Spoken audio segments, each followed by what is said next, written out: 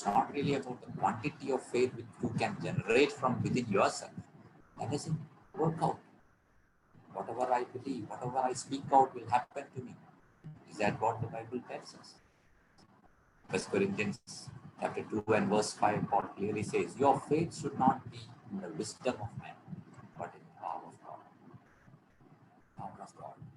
That is where your faith should be. So we should not have our object of faith as ourselves, our object of faith as others or other things, or even faith itself. Our object of faith should always be Jesus Christ. How does that change our life? In COVID times, there is a work that such kind of faith produces. If you have the right kind of faith, the right object of faith that produces a work, this is an opportunity for each one of us to exercise our faith. It is not for us to shy away from this life-defining moment of history. We see many examples like this in the scriptures. Take the example of Esther, Nehemiah, Naaman's servant girl, all of them. At that crisis of their faith, there was a work that was produced that proved to themselves and to the world that their faith was a right kind of faith. In that difficult moment, their faith produced a work. We have to ask ourselves, what is the work that my faith is producing in a crisis like this? In practical terms, what does it mean? Maybe it is just holding your peace in the midst of confusion when everybody else is panicking and there is anxiety, there is sleeplessness around. Do we Christians hold peace? The shalom of God, the wholeness of God, that is the right faith. Being courageous in the midst of a crisis. It's not about being fearless. We also have our own fears about various things, about our families, about our work, about our risk of infection. Yes, but what is being courageous? Courage is telling that though I have fears, I will not allow my fears to rule my life or call the shots in my life or make decisions for me. I have fears, but I will not allow them to make decisions in my life. This is having the right kind of faith. It may be different how it works out in each one of our lives, but I leave that to you for you to personally work out. I have to work it out in my own life. What is the right kind of faith that in my life that moves me to do? What is the work of faith? Secondly, the thing that remains will be love. Love remains. What is this Christian life all about? If you look at it, we have put our faith in the completed work of Jesus Christ on the Calvary cross. That is something of the past. It's happened in history. We are putting our hope in the coming of the Lord Jesus Christ and our complete redemption, complete salvation in the future. So we live between these. There is faith in his work and there is hope in his coming. In between these two, love is the Christian's present tense. How do we live this love, this life right now? It is our present tense. Love is Christian's present tense. Why is that so? It's because of God's love. Because his love for us thrives irrespective of circumstances. Even in these times, it thrives because God cannot but love us. It is his personality. It is his very character to love us. So he cannot. He is helpless in his love for us.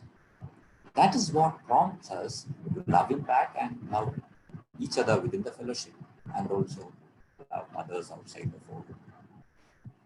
Love is a Christian's present tense, and it is this love that will remain throughout.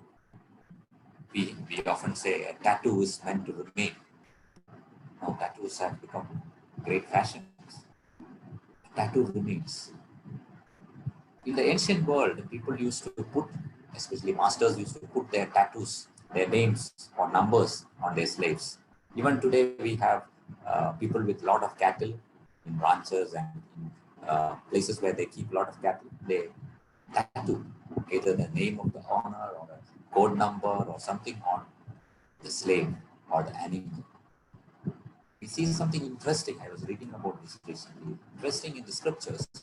Here is a master who is tattooing the slave's name on his hand. That's very interesting. Not? Isaiah chapter 49 and verse 16 says, see, I have engraved on the palms of my hands. Of course, none of us need to worry. God has got big enough palms to have all our names engraved in it. Figuratively speaking, of course. The Lord is telling, I have tattooed your name on my hands, which means it will not change. It will remain static. When everything else seems to be tumbling down, when nothing else remains static, you can be rest assured that the love of God will remain static, because He has engraved each one of us in the palms of His hands. The only constant in the whole maze of changing things is the love of God. That is the one thing that will remain. How did He prove His love? He proved it through His actions. He said, greater love has no one than this, that He laid down His life for His friends. Our love is always a reciprocal one. Because God loved us, we loved Him. As John chapter 4 and verse 19 says that. We love Him because He first loved us. How does our love manifest? What is the labor that is prompted by love during these times? Some time back, I had read this definition of love from a famous counselor's book. He said, love, what is love? Love is nothing but moving towards each other without self-protection. That's an interesting definition. Moving towards each other without self-protection. Anybody whom we meet newly or we get introduced to, we meet that person, we often come to that person with a lot of barriers and barricades between us. We do not suddenly become open to that person. That's self-protection. That is understandable. Even when we come to God, we come with a lot of self-protection. This happens in marriage as well. Spouses, they are not fully open to each other as we start our married life. But as we come closer and closer to each other, we have less and less things to hide. We are more and more open to each other. That is how love works. We take out each barricade or each barrier that have been separating us. Self-protection slowly wanes. This is exactly what the Lord did. In His love for humankind, He came very, very close to humankind that He forgot about His own self-protection. In Philippians chapter 2, it said, He did not consider equality with God something to be grasped. In His act of love for human beings, He didn't protect Himself and He ended up on a cross. He could have protected Himself, but true love seeks the best of the other and moves towards the other without self-protection.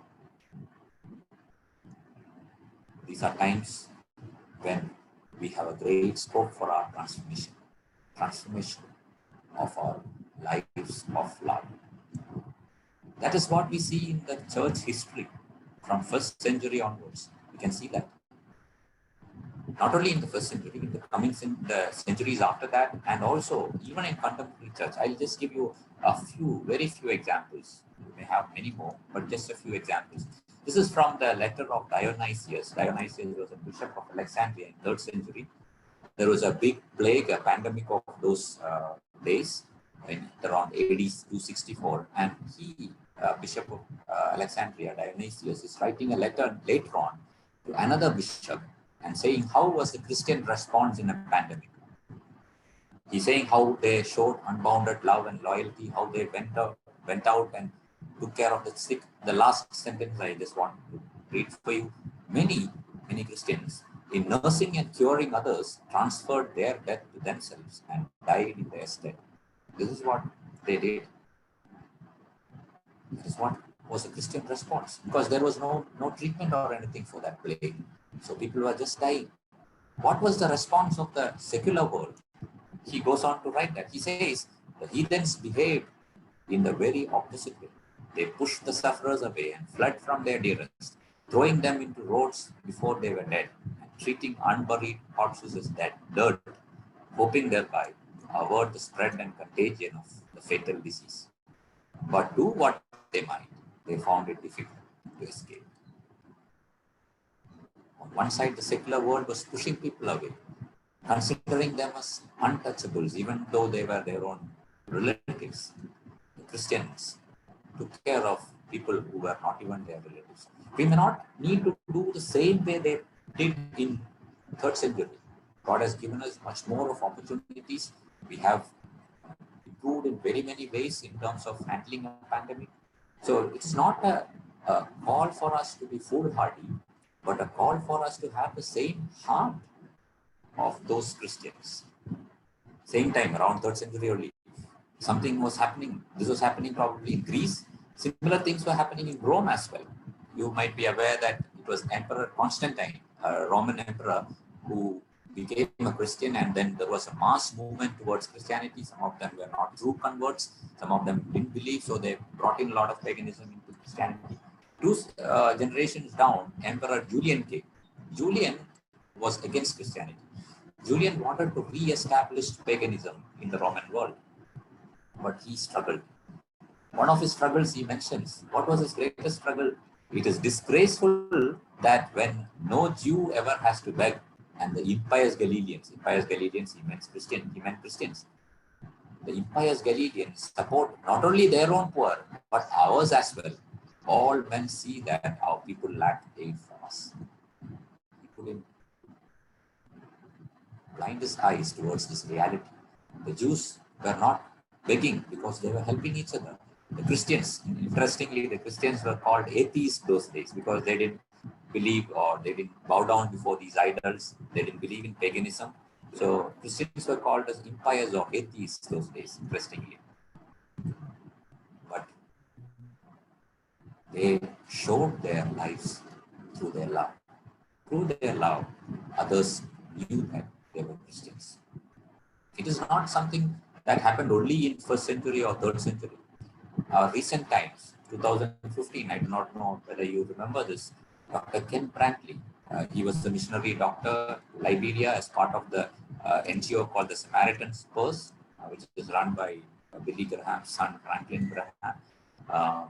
He was part of that in Liberia, and that was the time when the Ebola outbreak happened.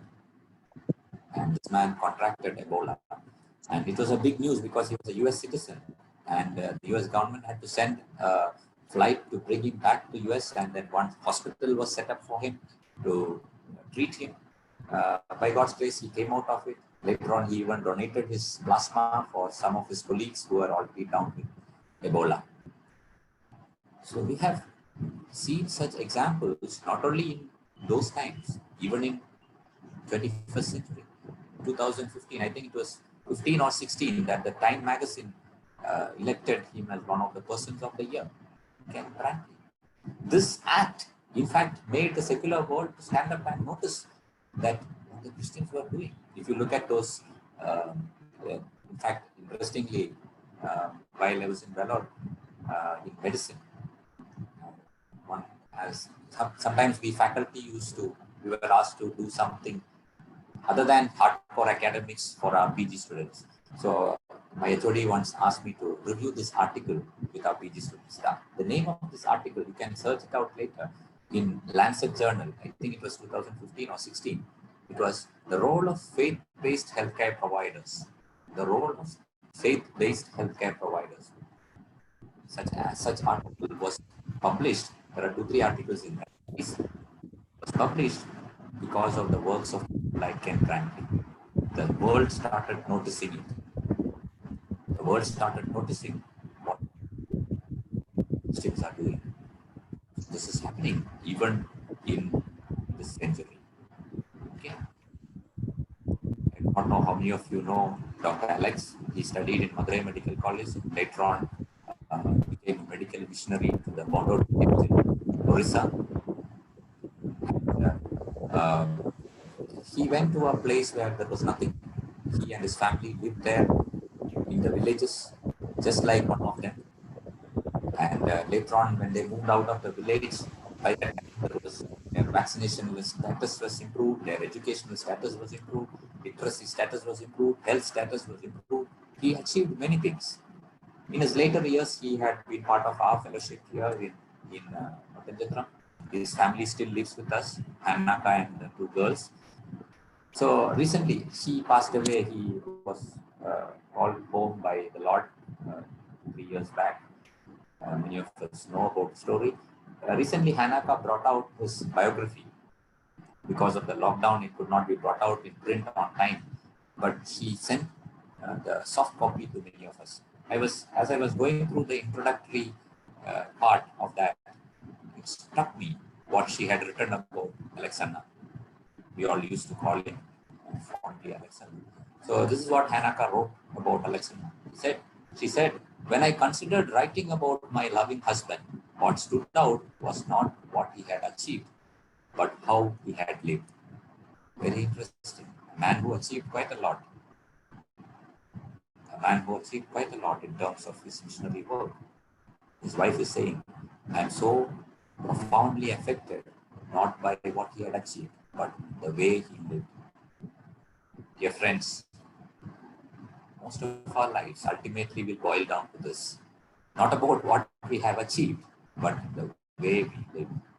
This is what the labor that is prompted by love. Practical terms, what does it mean? Loving our families. It was easy to love a husband who would at least get away from home for 8 hours. Now, 24 hours, the husband is at home. It's more difficult to love him. When children are all the time running around in the home, it's more difficult to love him. It's easier to love the mother-in-law who stays away than the mother-in-law who stays with you. This time, COVID times are helping us test our love. Loving our family, loving our colleagues, loving others. We fight regarding duties during this time. It's being tested. Being considerate to the vulnerable. We were told that, oh, COVID has become a great leveler. It's not the poor who are being affected. It is the rich countries, the rich nations, the NRIs who are coming back to India. Those are the ones who are affected. What a leveler it is. Death may be a leveler, but I do not know whether COVID was a leveler. In fact, COVID has shown us how much of an unlevel ground we stand on. When the lockdown meant rest and relaxation and work from home from some of the affluent people, it meant hunger and uncertainty and disease and walking across a nation like India for the vulnerable people. It shows a simple thing equally distributed to all the people, how it differently affects the affluent and the not affluent. Does our love manifest in being considerate to the vulnerable? Being kind to those in authority. I was telling my wife Nancy the other day that all the people in the world who are in authority in 2020 have my sympathy. Be it the President of the United States, the Prime Minister of India, the directors of your institutions, your medical superintendents, your HODs, whoever. People in authority in 2020 are people who need a lot of kindness. They have never been this way before. Most of their decisions, they have no guidance as to how to take those decisions. As Christians, how do we show our love? Being kind to them. Be kind to your Prime Minister. He has not been in a COVID situation before. Be kind to your Chief Minister, your collectors, your medical superintendents, your HODs. Be kind to them. This is one way Christians can show our love. And by our love, they will know that we are Christians. When everybody else is criticizing and finding fault with something or the other, do we as Christians, because our love remains and our love is the right kind of love, can we be kind?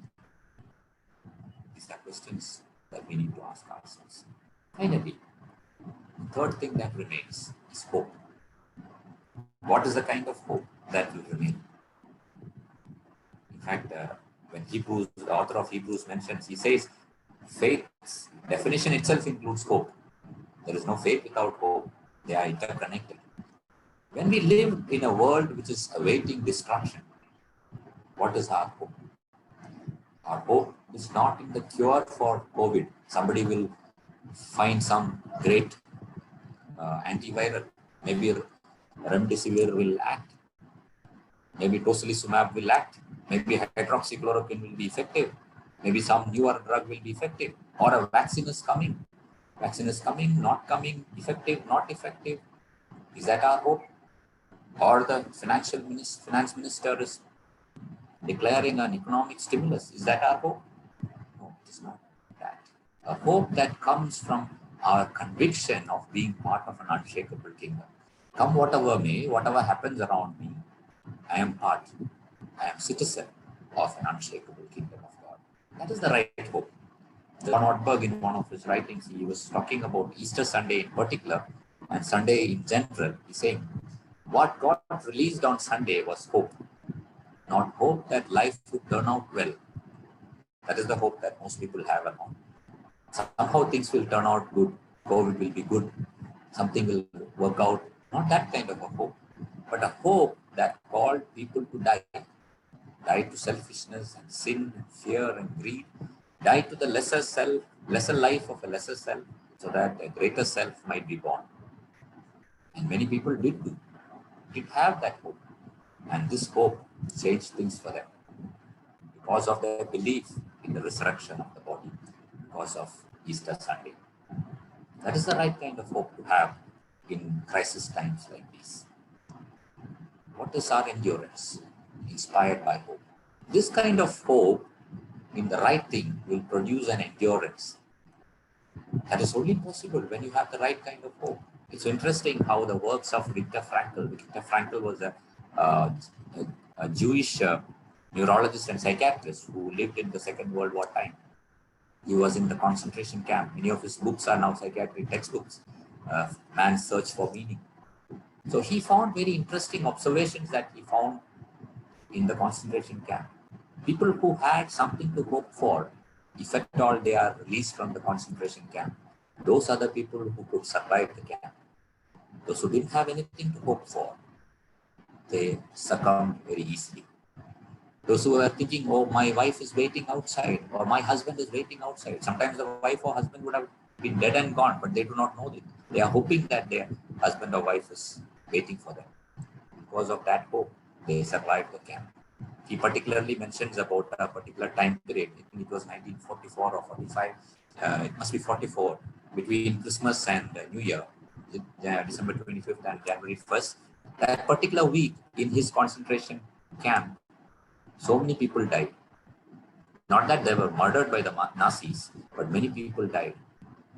He was looking at that and he found that an unusual proportion of people died because they were all hoping to be home before Christmas. Christmas came and went. They were not released. They lost all hope. They had nothing to live for. They just died.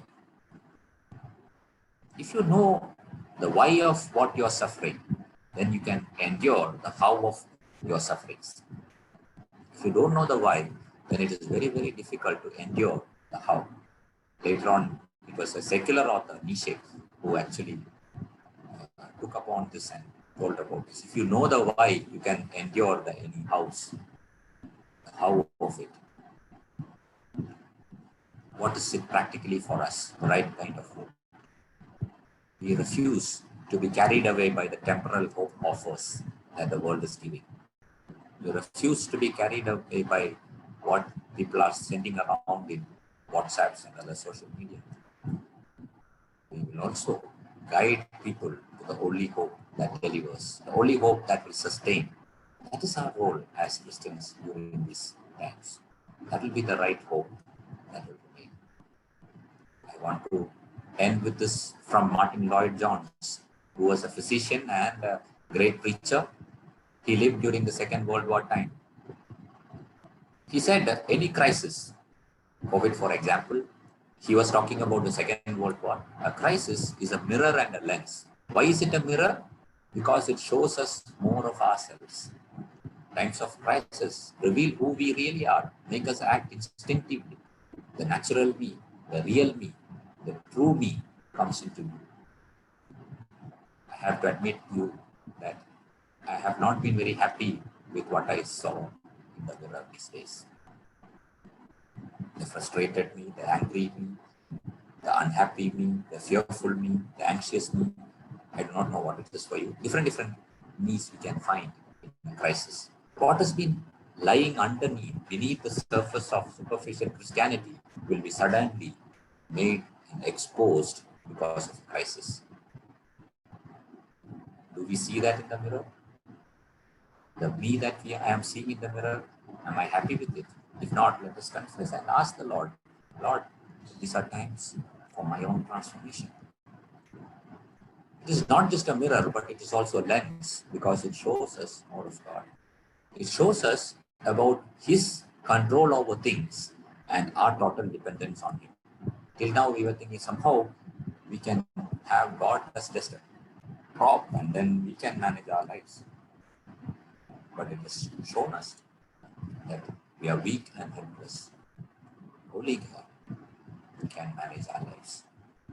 This week I was reading through the Christianity Today magazine about a man by name Ramesh Shankar. He's a professor of physics at Whitworth University, basically a person of Indian origin who moved to US many decades earlier. About 20 years back, he's writing about his own conversion experience, how he strongly put hope and faith in his own things.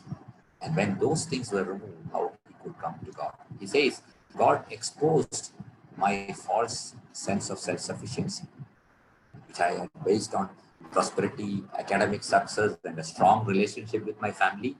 In short order, I experienced unexpected and unexplainable failures in each of these areas: financial, academic, and relational. By removing the frail crutches on which my life was built, God exposed the reality of my profound weakness, especially my utter inability to fix relational brokenness. This is what he went through. And he said, I was devoid of the props on which I was accustomed to resting.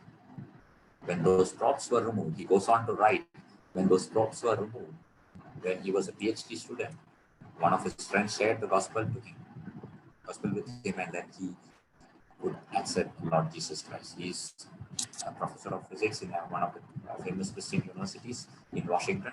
This is the Whitworth University. He's into aerospace and has been helping NASA and all. So he was writing that when what he considered as the strength of his life was removed, that is what a crisis could sometimes do. What we consider as the confidence of our lives, you could call it your idol. When that is removed, the real me props up. And when we are realizing our utter dependence on God, we come back to God. This is how a crisis could help us. I would like to stop here, leaving these questions before all of us. What is my kind of faith? The faith that remains. On what object have I put my faith?